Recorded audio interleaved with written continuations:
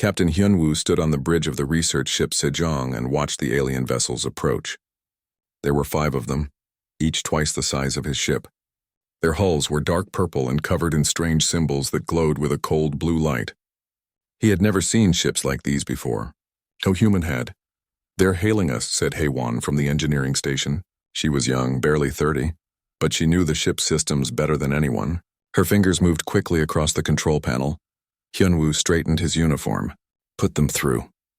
The screen flickered and an alien face appeared. It had 4 eyes arranged in a square pattern on a flat face. Its skin was gray and smooth like stone. When it spoke, the translation device turned its words into Korean. "I am Commander Vekrin of the Krathen Dominion. You are in our territory. You will surrender your ship and all your data immediately." Hyunwoo kept his face calm, though his heart was beating fast. "I am Captain Hyunwoo of the Earthship Sejong. We are on a peaceful exploration mission. We didn't know this was your territory. We'll leave right away." The alien made a sound like grinding rocks. It might have been laughter. "Too late for that. You have already scanned our systems. You have already taken data about our asteroid mining operations. This is a crime. You will give us all your navigation data. You will tell us where your homeworld is. You will submit to Krithen authority." "I can't do that," Hyunwoo said. "I need to contact my government first." "You don't understand," Vekrin said. The 4 eyes seemed to focus on him with cold intensity. "The Krathen Dominion has ruled this region of space for 10,000 years.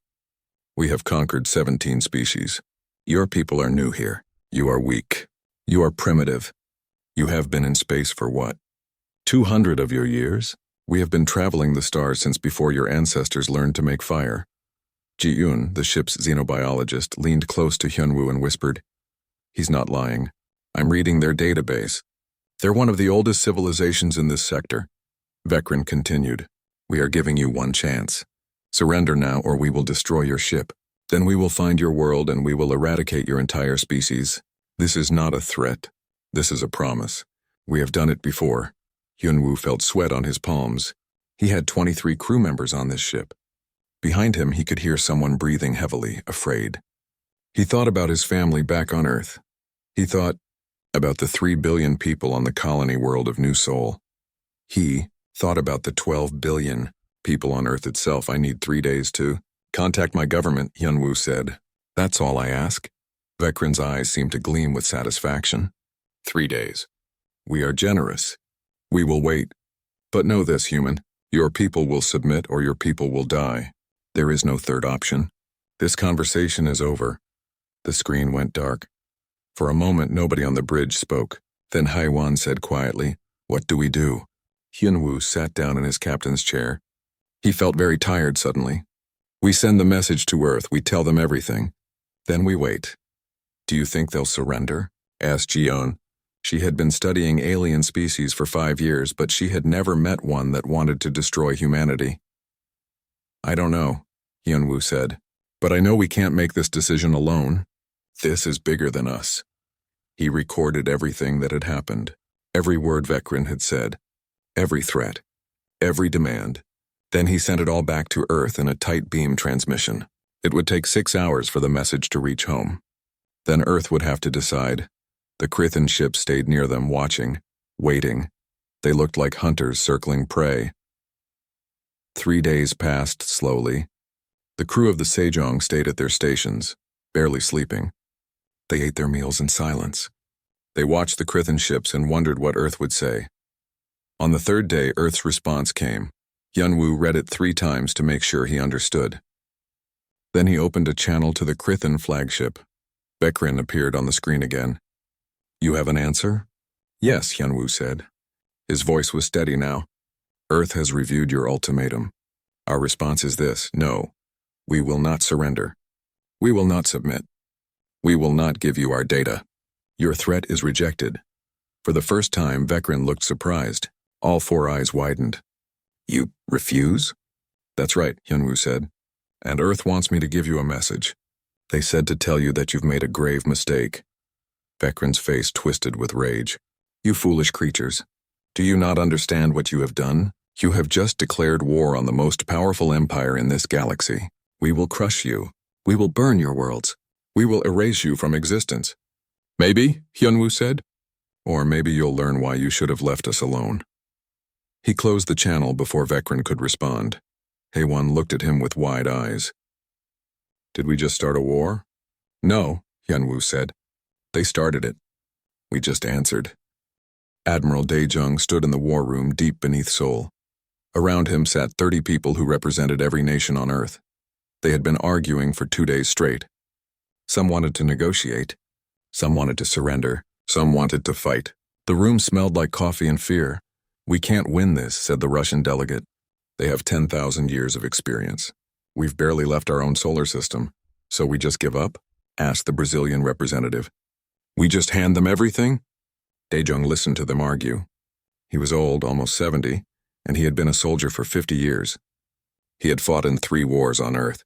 He knew what war meant. He knew what it cost. But he also knew something else. He knew humans enough, he said quietly. The room fell silent. Everyone looked at him. We're not going to surrender. Admiral, please, said the European Union speaker. Be reasonable. They have technology we can't match.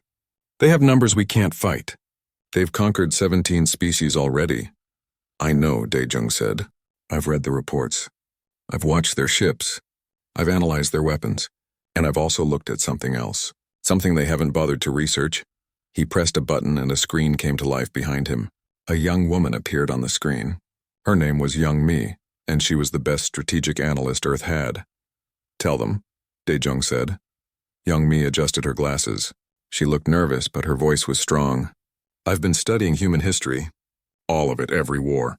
Every battle. Every conflict. Do you know how many wars humans have fought in recorded history? Nobody answered. Over 15,000, Young Mi said. 15,000 wars. We've been fighting each other since we learned to walk upright. We've turned everything into a weapon. Rocks, fire, metal, atoms, information, disease, sound, light, even space itself. We've fought in deserts and jungles and oceans and mountains. We've fought in the air and underground. We've fought in heat and cold. We've never stopped fighting. That's not something to be proud of, someone muttered. Maybe not, Young Mi said, but it's made us very, very good at it. The Krithin have fought wars, yes, but they fight like empires. They use overwhelming force. They expect enemies to surrender when faced with superior numbers. They've conquered 17 species this way, but those species were peaceful. They had no experience with total war. She pressed a button and images filled the screen. Battles from human history. Ancient warriors with spears. Medieval knights in armor. Modern soldiers with rifles. Nuclear explosions. Cyber attacks. Biological weapons were different, Young Mi continued. We've fought total wars. Wars where entire nations mobilized every resource. Wars where civilians became soldiers. Wars where we bombed our own cities rather than let the enemy have them. Wars where we chose to die rather than surrender. The Krithin don't understand this. They think we're like the others. They think we'll fold, Daejung nodded. The Krithin made a mistake. They judged us by our technology. They didn't study our psychology. They didn't research our history. They saw that we've been in space for 200 years and assumed we're babies. But we're not babies. We're apex predators who just learned how to fly. He pulled up more data on the screen. In the last 3 days, every nation on Earth has begun mobilizing. We've converted 17 civilian shipyards into military production. We've conscripted 2 million volunteers. We've pulled every scientist from peaceful research and put them on weapons development. We've done in 3 days what the Krithin think would take us 3 months. A civilian transport pilot named Wu Jin was sitting in the back of the room. He had been called up with millions of others. He raised his hand nervously. Sir, I'm just a pilot. I fly cargo ships between Earth and Mars. How am I supposed to fight alien warships? Daejung looked at him. Have you ever landed in a storm? Yes, sir. Many times. Have you ever had a ship malfunction and still brought it home? Twice, sir. Then you're a survivor, Daejung said. That's what we need. The Krithin have advanced technology, but they're not survivors. They've been on top for so long, they've forgotten what it's like to fight for their lives. We never forgot. Every human alive today is descended from people who survived ice ages, plagues, famines, predators, and each other. Survival is in our blood. He turned back to the full assembly. We're going to send a message back to Captain Hyunwoo on the Sejong. We're going to tell him to refuse their demands, and then we're going to prepare for war. They'll send their fleet, someone said. They'll attack us. Yes, Daejung agreed. They will. They'll send hundreds of ships to intimidate us. They'll expect us to panic. Instead, we're going to show them what happens when you threaten humanity with extinction. Young Me spoke up again. Admiral, I should mention something else. I've been analyzing human psychology versus what we know about the Krythan. Humans have something they don't. We call it spite. Spite? Someone asked. Yes, Young Me said. We do things that hurt us just to hurt our enemies more. We burn bridges. We salt fields. We fight to the last person. It's not logical. It's not efficient, but it's very, very human. The Krythan won't expect it. They won't understand it, and they won't know how to fight against it. Daejung smiled for the first time in 3 days. Send the message to Captain Hyunwoo. Tell him Earth says no. Then start preparing our defenses. The Krythan want a war? Let's give them one they'll never forget. The delegates voted. It was unanimous. Earth would fight. Somewhere in deep space, the Krythan were already preparing their 7th fleet. 300 warships. They thought it would be more than enough to destroy one primitive planet. They had no idea what was coming. Commander Taemin floated in his command chair, aboard the defense station hidden inside an asteroid. Around him, 50 other stations just like his waited in silence. They had been waiting for 3 weeks. The Krythan were coming. Everyone knew it. The only question was when. Contact, said the sensor operator. 300 ships just entered the solar system. They're heading straight for Earth. Taemin felt his stomach tighten, but his voice stayed calm. How long until they reach the asteroid belt? 6 hours, sir. Good, tell all stations to stay quiet. Let them come. The Krythan 7th Fleet moved through space like a proud parade. Their ships were massive and beautiful, designed to inspire fear. Their commander, a Krythan named Thorvin, sat in his command throne and watched Earth grow larger on his screens. It was a blue and green planet, pretty in its own way. Soon it would be a dead planet. Deploy weapons, Thorvin ordered. Charge the planetary bombardment arrays. When we arrive, I want to be ready to fire immediately. His second officer looked uncertain. Sir, shouldn't we scan for defenses first? Thorvin made the grinding sound that was Krythan laughter. Defenses? What defenses could they possibly have? They're children playing at space travel. They have no military fleet. No weapons platforms, nothing. This will be over before sunset on their planet. But as the fleet entered the asteroid belt, something felt wrong. Thorvin couldn't explain it. The asteroids were normal. The space was empty. But something in his warrior instincts screamed danger. Full scan, he ordered. Check everything. The scanners swept across the asteroid belt. They found nothing. No ships, no weapons. Just rocks floating in space, see? Thorvin said. Nothing. They didn't even try to defend themselves. Proceed to Earth. That's when Taemin gave the order. Now! What the Krythan didn't know was that humans had spent 3 weeks turning the asteroid belt into the largest weapons platform ever built. Engineers like Hae-Won had worked day and night, hiding railguns inside hollowed-out asteroids. They had placed nuclear mines in orbits that looked natural but weren't. They had built missile platforms that looked like chunks of rock and ice. The first asteroid exploded outward, not from a bomb but from a railgun firing. A chunk of metal the size of a car shot out at 30% of the speed of light. It hit a Krythan cruiser dead center. The ship's energy shields, designed to stop plasma weapons and laser fire, did nothing against solid matter moving that fast. The metal rod punched through the shield, through the hull and out the other side. The ship broke in half and died. What was that? Thorvin shouted. Where did that come from? Before anyone could answer, 20 more asteroids opened fire. The railguns had been a human invention from centuries ago, then abandoned because energy weapons seemed better. But humans had learned that sometimes old weapons work best. The Krythan had never developed kinetic weapons. They thought they were primitive, evasive action. Thorvin screamed. But the Krythan ships were big and slow, designed for overwhelming firepower, not maneuverability. Another 10 ships died in the first minute. Then the nuclear mines activated and space filled with fire. Taemin watched from his hidden station as the Krythan fleet fell apart. Launch the drones, he said. Thousands of small drones shot out from hidden bays in the asteroids. They were cheap, simple, and deadly. Each one carried just enough explosive to crack a ship's hull. The Krythan fired their plasma cannons at them, destroying hundreds, but thousands more got through. Hae-Won had designed the drones herself. She had made them swarm like insects, too many to track, too small to target effectively. They attached to Krythan ships and detonated. punching holes that vented atmosphere and killed crew. "This is impossible," Thorvin shouted. "They're supposed to be primitive. Where did they get this technology?" "Sir," his weapons officer said, "these aren't advanced weapons. These are simple kinetic weapons, chemical explosives. Basic physics. They're using our own momentum against us." Thorvin realized the horrible truth. The humans hadn't tried to match Krethen technology. They had used their own technology in ways the Krethen never imagined. They had turned physics itself into a weapon. "Retreat," Thorvin ordered. "All ships retreat." But Taman had planned for that too. Behind the Krethen fleet, more asteroids opened up. More railguns fired. More mines detonated. The trap was complete. Wu Jin, the civilian pilot who had been conscripted, flew one of the small fighter craft that harassed the Krethen fleet. He had never been in combat before. His hands shook on the controls. But he had flown through storms on Mars, and he had navigated through asteroid fields during equipment failures. He knew how to survive. "Target the command ship," his squadron leader ordered. "All fighters focus fire." Wu Jin dove his tiny ship between two massive Krethen cruisers. Their point defense systems tried to track him, but he was too small, too fast. He had learned to fly in civilian ships that broke down constantly. Compared to that, dodging alien fire was almost easy. He fired his missiles and pulled away hard. The missiles hit the command ship's bridge, and he saw the explosion bloom against the dark of space. "Direct hit," someone shouted over the radio. "The command ship is crippled." The battle lasted 4 hours.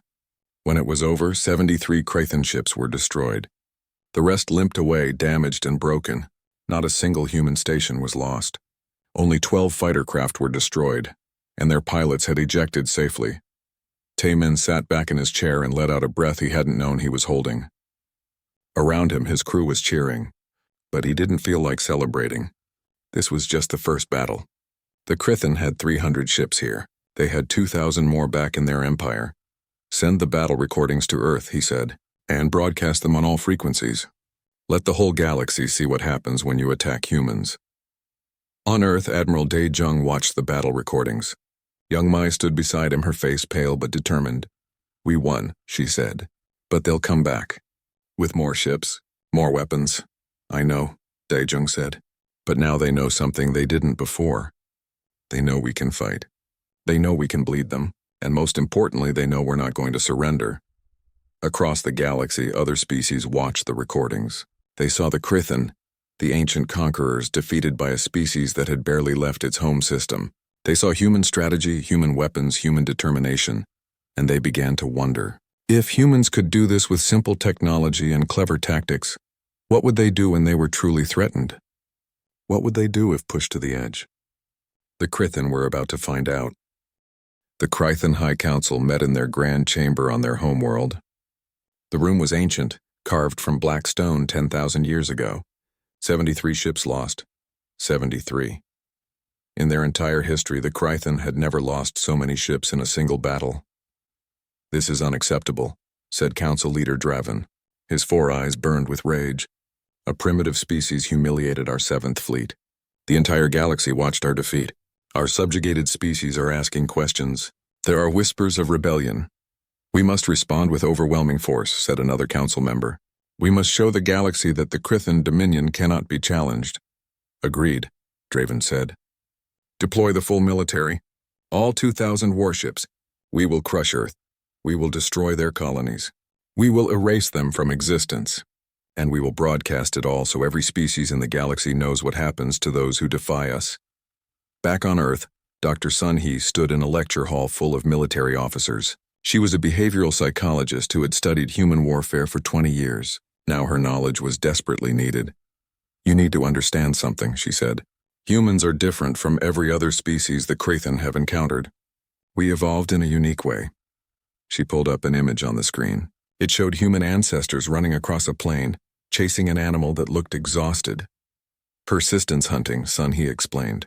"Our ancestors didn't chase prey by being faster. They chased prey until the prey collapsed from exhaustion. We can sweat. We can cool our bodies while running. Most animals can't. So we followed them for hours, sometimes days, until they literally couldn't run anymore. This made us patient. It made us relentless. It made us willing to suffer to achieve our goals. Admiral Daijung listened from the back of the room. What does this mean for the war? It means we won't quit, Sun He said. The Krithen expect us to surrender when we see their full fleet. They expect rational behavior. But humans aren't always rational when threatened. We're spiteful. We're stubborn. Throughout our history, civilizations have chosen to burn their own cities rather than surrender them. Soldiers have fought to the last person. Communities have endured years of siege rather than submit. She pulled up more images. Last stands from human history. Desperate battles against impossible odds. The Krithen can't understand this. Their subjugated species surrendered when faced with superior force. That's logical. That's rational. But humans? We'll fight just to hurt our enemies even if it hurts us too. Captain Hyunwoo, now back on Earth, spoke up. So how do we use this? Psychological warfare, Sun He said. We make them fear us.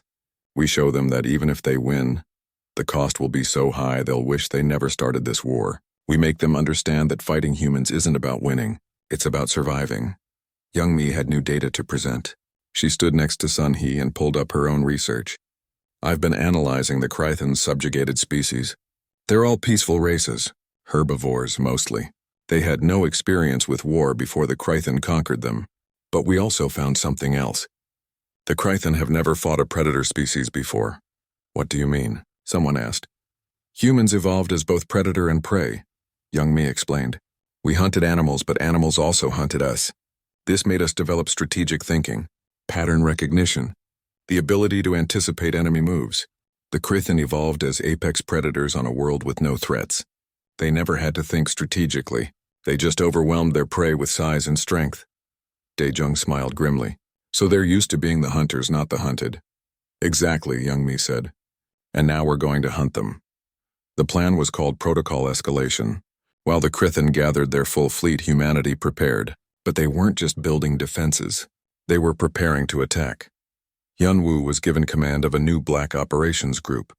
Their job was to strike behind enemy lines, to spread fear and confusion among the Krithen and their subjugated species. We can't match their numbers, Hyunwoo told his team. But we don't need to. We just need to make them scared. We need to make them doubt. We need to break their confidence.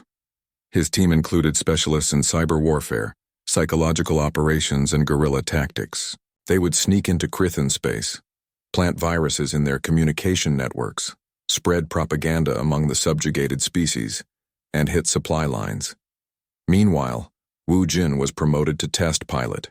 Engineers were developing new fighter designs based on what they learned from the first battle. The Krithen ships were big and powerful but slow. Human ships would be small and fast like mosquitoes attacking an elephant. The key is G-forces, explained the chief engineer. Krithen biology can't handle high G maneuvers. Their bodies are dense and heavy. But humans? We evolved running across planes. Our bodies handle acceleration better. We can turn faster, dive harder, pull maneuvers that would kill them. Wu Jin tested the new fighters. The G-forces were brutal, pushing him back into his seat so hard he could barely breathe. But he survived. He adapted, and he proved that human pilots could fly in ways that would be impossible for the Krithen. Ji-un, the xenobiologist, made another disturbing discovery. She was studying captured Krithen equipment when she found biological data about their species. They're clones, she told the command staff. Not all of them, but most of their population. They had trouble reproducing naturally, so they developed cloning technology. It makes their population stable, but it also makes them vulnerable. They can't replace losses quickly. Daejung saw the opportunity immediately. Find their cloning facilities. Those become priority targets. Haewon was working on something she called the Prometheus Protocol. It was a design for self-replicating mining drones that could convert any asteroid into a weapon platform. One drone would land on an asteroid, hollow it out, build a railgun inside, and then build more drones to repeat the process on other asteroids. How long until we can deploy it? Daejung asked. 2 weeks, Haewon said. But sir, once we start this, we can't stop it. These drones will spread through the galaxy, building weapons everywhere. It's dangerous. So is extinction, Daejung said. Do it. The Krithen fleet began moving toward human space. 2,000 warships, the entire might of their empire. Their plan was simple. Destroy Earth and its colonies, then hunt down any surviving humans across the galaxy. But as they moved, strange things started happening. Supply ships disappeared. Communication networks glitched. On their subjugated worlds, mysterious broadcasts appeared, showing human victories and questioning Krithan supremacy. Rebellions sparked on 3 different worlds. Hyunwoo and his Black Ops team were responsible. They moved through Krithan space like ghosts, striking and vanishing, spreading chaos and fear. The Krithan couldn't understand it. How were humans everywhere at once? How did they move so fast? How did they seem to know exactly where to strike? "They're not following the rules of warfare," complained one Krithan commander. "They're not fighting with honor. They're using tricks and deception." That was exactly the point. Humans had learned long ago that honor doesn't win wars. Victory wins wars. As the Krithan fleet approached human space, Dae-jung gave one final briefing to his command staff. "They're coming with everything they have," he said. 2,000 ships. They think overwhelming force will break us. But they're wrong. Because we're not going to just defend. We're going to attack. While they're focused on Earth, we're going to strike their homeworlds. We're going to hit them everywhere at once. We're going to make them choose between conquest and survival. Son, he added, and psychologically they're not prepared for this. They've been conquerors for so long they've forgotten what it feels like to be afraid. We're going to remind them. The war was about to enter a new phase. The Krithan thought they were the hunters. They were about to learn they were the prey. Colony Director Nari stood on the observation deck of Proxima Centauri B and watched the Krithan fleet arrive. There were 500 ships in orbit around her colony world now. 500 ships carrying enough firepower to turn the planet's surface into glass. Below her, 3 million colonists waited to see what she would do. The Krithan commander's message came through on all channels. "People of Proxima, you have 1 hour to surrender. Evacuate to designated zones or face bombardment. Your Earth cannot help you. They are dealing with our main fleet. You are alone. Surrender and you will live as our servants. Resist and you will die." Nari was 50 years old. She had helped found this colony 15 years ago. She had watched it grow from a few domes to a thriving city of 3 million people. She had buried her husband here when he died in a construction accident. This was her home, and she would rather see it burn than give it to the Krithan. She activated the colony-wide broadcast. "People of Proxima, you heard their offer. I'm going to reject it. Anyone who wants to surrender can do so. I won't stop you. But I'm staying. I'm fighting, and I think most of you will too." She paused, then continued. "The Krithan think we're weak because we're a colony. They think we're far from home and scared. They're right about one thing. We are far from home. But that just means we built a new home here, and humans have always fought harder when defending their homes." She sent her response to the Krithan commander. One word: no. The siege began immediately. The Krithan expected it to last weeks, maybe a month. It lasted 8 months. Nari activated Protocol Defiance, a plan that every human colony had prepared in secret. The colony went underground, literally. The colonists had spent years building tunnels and bunkers deep beneath the surface. They had stockpiled food, weapons, and supplies. They had prepared for this. The Krithan bombarded the surface. Cities were destroyed. The beautiful domes that had taken years to build were shattered in minutes. But underground, the colonists survived. And they fought back. Young Mi coordinated the defense from Earth, using quantum communication to stay in contact with Nari. "The Krithan are predictable," she told Nari.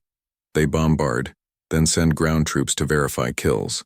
When the troops land, hit them hard." Nari organized guerrilla teams. Every colonist who could hold a weapon became a fighter.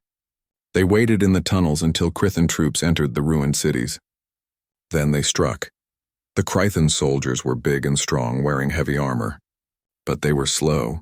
Human fighters were small and fast, using the ruins as cover.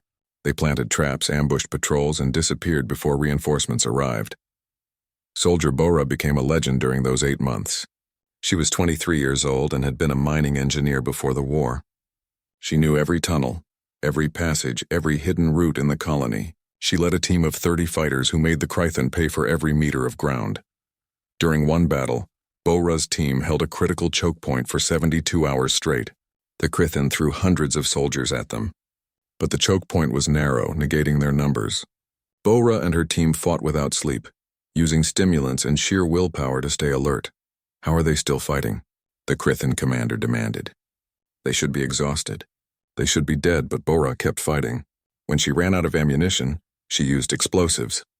When she ran out of explosives, she used mining equipment as weapons. When her team was down to 5 fighters, they still held the line. Finally, reinforcements arrived and Bora's team was evacuated. She had held for 72 hours. The Krithin had lost over 300 soldiers trying to take that one choke point. Bora slept for 20 hours straight afterwards, then went right back to fighting. The psychological impact was devastating for the Krithin. They couldn't understand how humans kept fighting. Their own biology required regular rest. They couldn't function without sleep. But humans used chemicals to stay awake. They pushed their bodies beyond what should be possible. They fought with injuries that should have killed them. They're not rational, one Krithin officer reported. They fight when they should surrender. They keep going when they should collapse. It's like they don't feel pain. Nari knew that wasn't true. Her people felt pain. They felt fear. They felt exhaustion. But they also felt something else. They felt spite. They felt determination. And they felt the simple human stubbornness that says, I will not quit. Meanwhile, young Me launched cyber warfare from Earth. She had teams of hackers working around the clock, attacking Krithin computer systems. They couldn't break military encryption, but they didn't need to. They targeted supply systems, personnel records, communication schedules, small disruptions that added up. Food shipments arrived late. Equipment was sent to wrong locations. Orders were garbled. The Krithin siege force started having problems. Not big problems, but lots of small ones. Death by 1,000 cuts. This is taking too long, the Krithin High Command complained. Why do you still not control one small colony? The Krithin commander at Proxima had no good answer. They're difficult. They won't fight conventionally. They won't stand and face us. They hide and strike and disappear. It's not honorable warfare. I don't care about honor, the High Command screamed. I care about results. You have 500 ships and you can't take one colony? The truth was humiliating. The Krithin were losing, not in firepower, not in technology, but in will. Every day, human fighters came up with new tactics, new traps, new ways to inflict casualties. They turned the colony's infrastructure against the invaders. Water treatment plants became weapon factories. Power stations became explosive traps. Agricultural domes were filled with biological hazards. The Krithin learned to fear entering any human structure. 8 months into the siege, the Krithin had lost 400 ships to human attacks. Constant raids on supply vessels. Sabotage of docked ships, suicide attacks by human pilots who rammed their fighters into Krithin carriers. The humans seemed to have infinite creativity when it came to killing. Nari sat in her underground command center, thin from months of rationed food, her hair now gray from stress. But her eyes were still fierce. Status report, she said. Food supplies at 40%. Ammunition at 30%. Medical supplies at 20%, her aide reported. But morale is good. The people want to keep fighting. The Krithin, they've lost 60% of their siege force. Their troops are demoralized. They're requesting permission to withdraw. Nari smiled. It was a tired smile, but genuine. Send a message to Earth. Tell them Proxima still stands. Across human space, other colonies followed Proxima's example. Every colony that the Krithin attacked became a grinding battle. The Krithin had the firepower to destroy the colonies, but they wanted to conquer them. You can't rule ashes, so they sent ground troops, and ground troops died. Admiral Daejung watched the reports from Proxima and felt pride mixed with grief. So many dead, so many wounded, but they were winning. Not through superior technology, not through overwhelming force, but through simple, stubborn refusal to quit.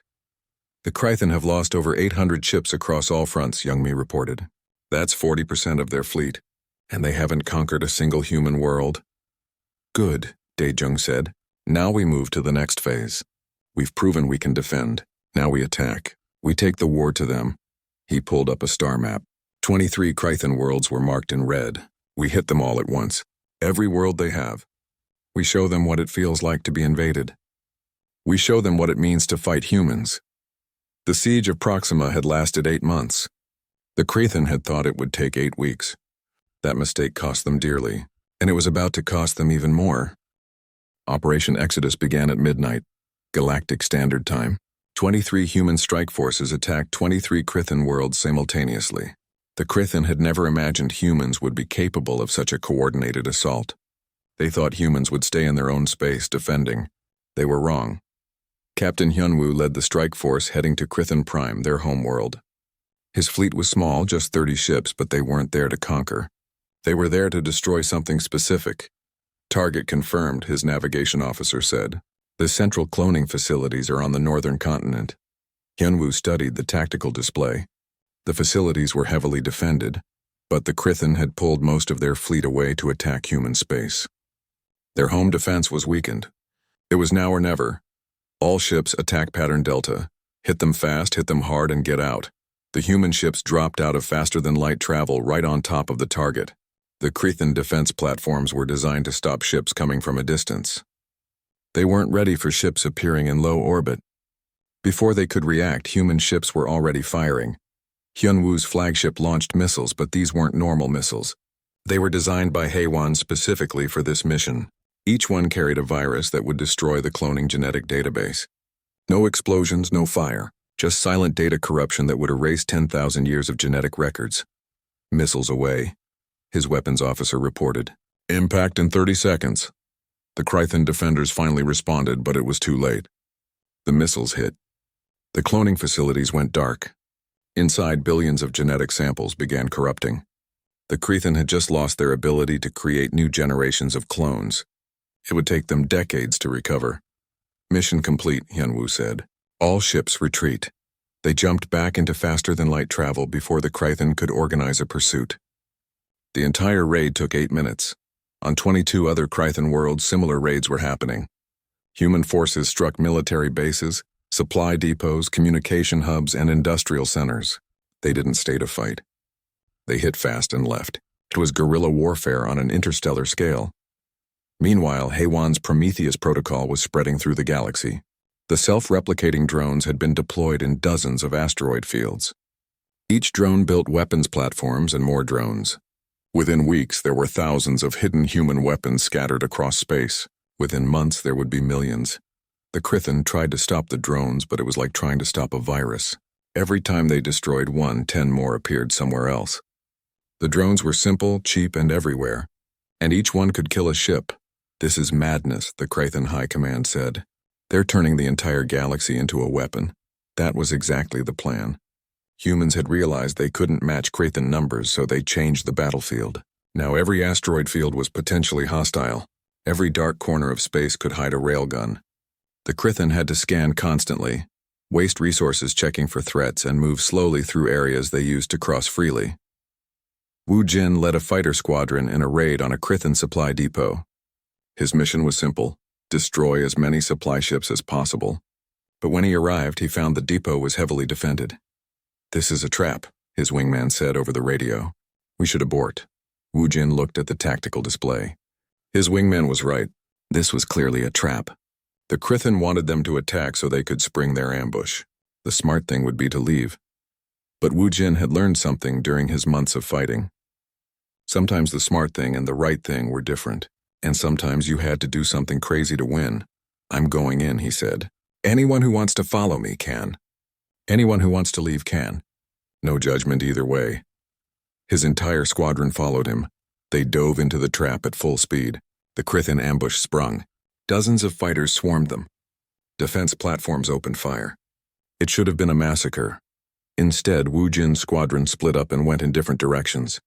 The Krithen tried to follow, but human ships could pull turns that would kill Krithen pilots. Woo Jin pulled a 10G turn that felt like his body was being crushed, but he survived. His pursuer tried to follow, and the Krithen pilot passed out from the G-forces. The enemy ship crashed into an asteroid. "Hit the supply ships," Woo Jin ordered. "Ignore the fighters!" His squadron blasted through the defenses, took out 12 supply ships, and escaped. They lost 3 fighters, but the pilots ejected safely. The Krithen lost 12 ships full of food, ammunition, and equipment that they desperately needed. "How did you know you could do that?" his wingman asked later. "I didn't," Woo Jin admitted. "But I figured even if it didn't work, we'd hurt them. Sometimes that's enough."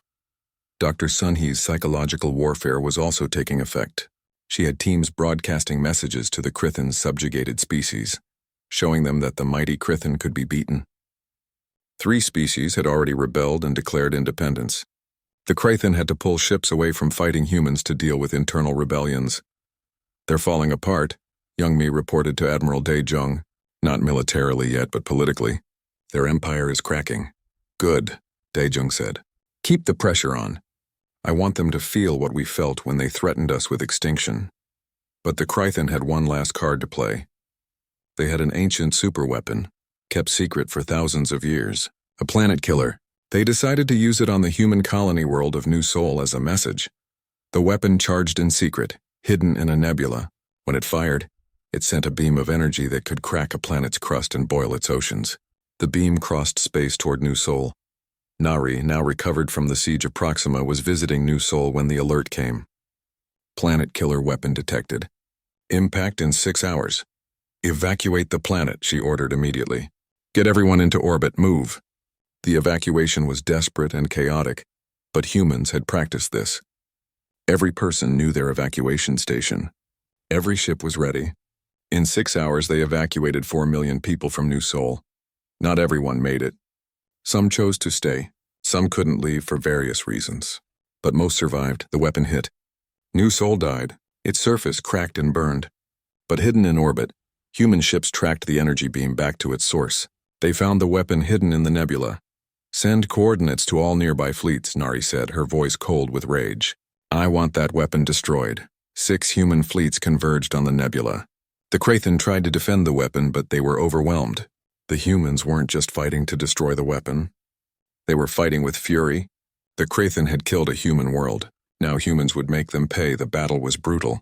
Both sides took heavy casualties. But in the end, the planet killer was destroyed. And the Krythan learned another lesson about humans we remember. We don't forgive, and we will cross the galaxy for revenge. The war had been going for 18 months. The Krythan had lost 60% of their fleet. They had lost control of 15 subjugated species. They had lost their cloning facilities. They had lost their planet killer weapon, and they had lost their confidence. For the first time in their 10,000-year history, the Krythan Dominion was losing a war, and they didn't know how to stop it. The message from the Krythan High Council arrived on a cold morning. Admiral Daejung read it 3 times to make sure he understood correctly. After 18 months of war, after millions of deaths on both sides, after countless battles across dozens of star systems, the Krythan were surrendering. They want to negotiate peace terms, he told his command staff. They're offering to meet here on the Sejong. Captain Hyunwoo, whose ship had started this whole war, nodded slowly. It's fitting. This is where it began. This is where it should end. The Krythan delegation arrived 1 week later. There were 5 of them, led by council leader Draven himself. They looked different than they had at the start of the war. Tired, beaten. Their proud bearing was gone, replaced by the weight of defeat. Draven stood before Admiral Daejung in the conference room of the Sejong. Around them, humans and a few representatives from freed alien species watched. This moment would be broadcast across the entire galaxy. We surrender, Draven said. The words seemed to pain him. We ask for terms. Daejung had thought about this moment for months. He had imagined being cruel, demanding revenge for New Sol, for the millions who had died for the 18 months of war, but Dr. Sun He had advised him otherwise. Crushed empires become insurgents, she had said. If you're too harsh, they'll never accept peace. They'll fight in the shadows forever. Be firm, but give them a path forward. So Daejung presented his terms. The Krythan Dominion will be dissolved. All subjugated species will be granted immediate independence. You will destroy all weapons of mass destruction. You will open your borders to inspection. You will pay reparations to the families of those killed at New Sol. And you will never, ever threaten another species with extinction again. These terms are harsh, Draven said. These terms let you live, Daejung replied. Your alternative is we continue the war until your species is extinct. We proved we can do it. We will do it if we must, but we prefer peace. The choice is yours.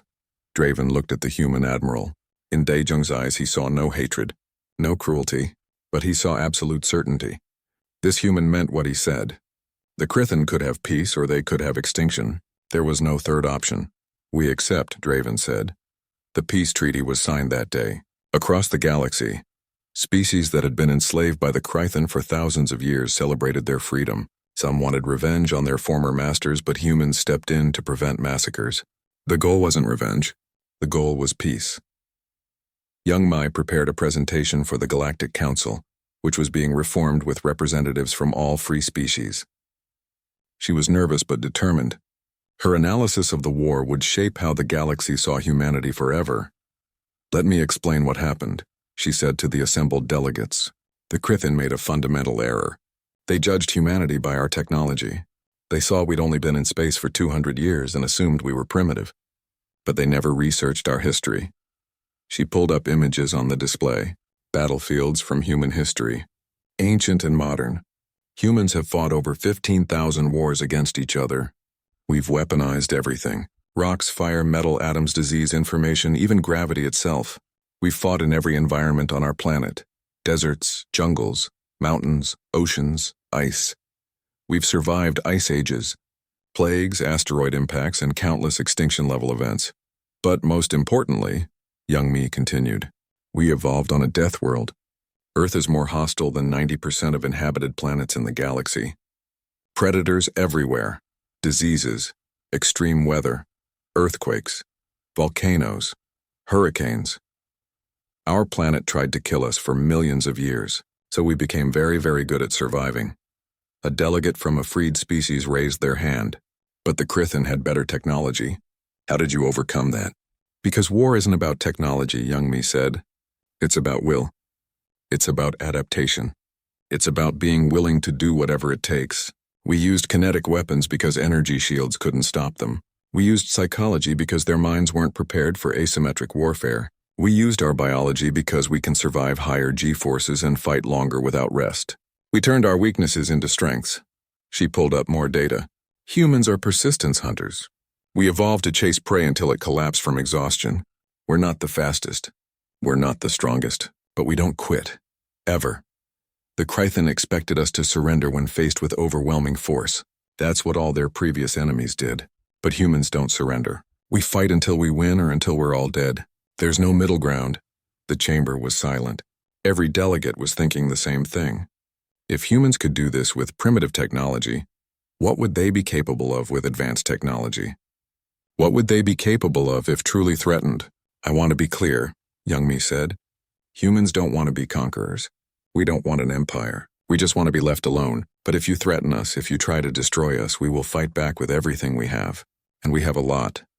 Colony Director Nari became the human ambassador to the new Galactic Council. She stood before them and addressed the question everyone was thinking. Are humans dangerous? She asked.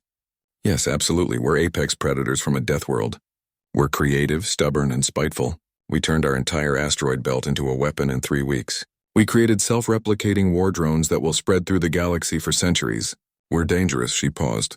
But we're also capable of great kindness. We stopped genocides against the Krithin even though they killed one of our worlds. We helped rebuild species they oppressed. We shared our technology freely. We're not monsters. We're just very, very good at war because we've had to be. The Galactic Council established a new classification system. Earth was marked as Apex Predator World. Approach with extreme caution. It wasn't an insult. It was a warning. Humans would be peaceful neighbors.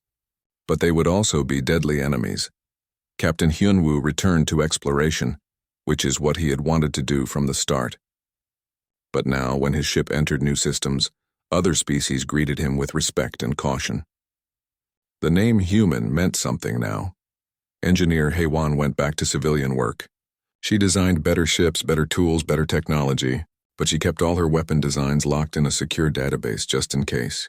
The galaxy was at peace now, but she knew history. Peace never lasted forever. Soldier Bora became an instructor, teaching alien species how to defend themselves using human tactics. Many species asked for her help, remembering how she had held a choke point for 72 hours against impossible odds. She taught them about determination, about will, about fighting when logic says you should surrender. Pilot Wu Jin went back to flying cargo ships between Earth and Mars. Sometimes he missed the adrenaline of combat, the feeling of pulling a 10G turn to dodge enemy fire. But mostly he was happy to be alive, to fly in peace, to look at the stars without wondering if someone was about to shoot at him, Doctor. Sun Hee published a book about human psychology and warfare. It became required reading in every military academy in the galaxy. Species studied it not to learn how to fight like humans, but to understand what made humans so effective in war. The conclusion was simple. Desperation plus creativity plus refusal to quit equals victory. Admiral Daejong retired. He had led humanity through its first interstellar war and brought them to victory, but the cost haunted him. So many dead, so many wounded, so many lives changed forever. He spent his retirement visiting families of the fallen, making sure they were cared for, making sure their sacrifices were remembered young. Mai continued her work as an analyst, but now she focused on preventing wars rather than winning them. She helped the Galactic Council develop early warning systems for conflicts. She taught diplomats how to recognize when tensions were rising.